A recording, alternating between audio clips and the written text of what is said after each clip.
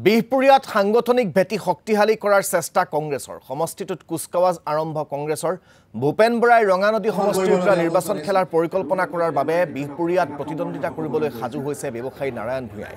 যুৱ প্ৰজন্মক আকৰ্ষণৰ চেষ্টা কংগ্ৰেছৰ নাৰায়ণ ভূঞাৰ নেতৃত্বত বিহপুৰীয়াৰ কংগ্ৰেছ দল শক্তিশালী হৈছে বুলি মন্তব্য ভূপেন বৰাৰ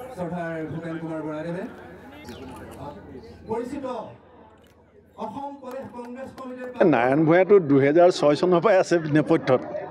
মই যেতিয়া এমএলএ ইয়াত খেলিছিলোঁ তেতিয়া মোৰ নেপথ্যত থকা যিকেইজন মূল মানুহ আছিলে তাৰ ভিতৰত তেওঁ এজন সদায় কাম কৰি আছে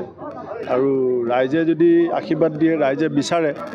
তেতিয়া ৰাইজৰ মতেই সিদ্ধান্ত হ'ব মইতো ভাল পাম যদি আমি একেলগে কাম কৰি থকা মানুহবিলাকৰ মাজত এজন বিধায়কক ৰাইজে আগবঢ়াই দিয়ে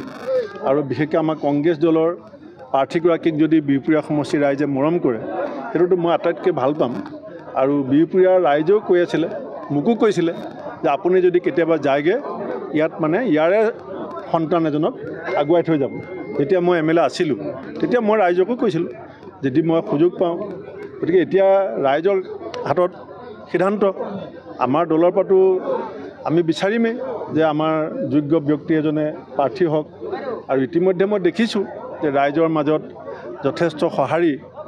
বৰ্তমান সময়ত আমাৰ দলৰ প্ৰতি ৰাইজে দেখুৱাইছে যে যুৱচামে যেনেকৈ ওলাই আহিছে খেলিবলৈ হওক এনেকৈ ইমানখিনি যুৱক 20টা টীম উলিওৱা অনা এইটো ইমান সহজ কথা নহয় আমাৰ এটা সৰু সমষ্টি তাত আজি 20টা ফুটবল টীম ওলাইছে ইয়াৰ কাৰণে কমটি সাংগঠনিক কষ্ট কৰিবলগীয়া হয় নেকি এই কথা কিন্তু